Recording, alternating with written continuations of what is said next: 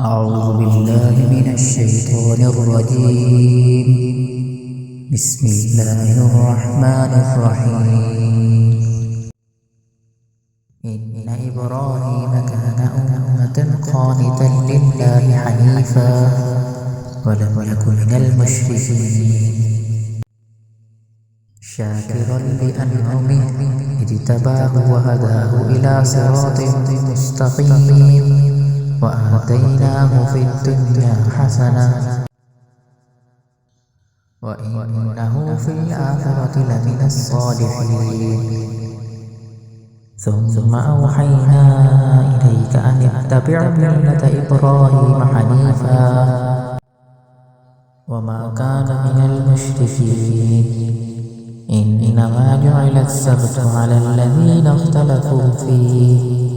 وإن ربك ليحكم بينهم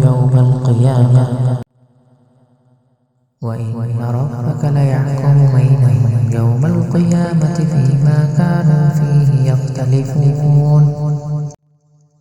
ادع إلى سبيل ربك بالحكمة والموعظة الحسنة وجادلهم بالتي هي أحسن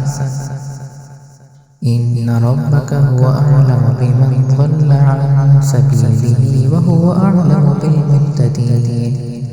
وإن عاقبتم فعاقبوا بمثل ما عوقبتم به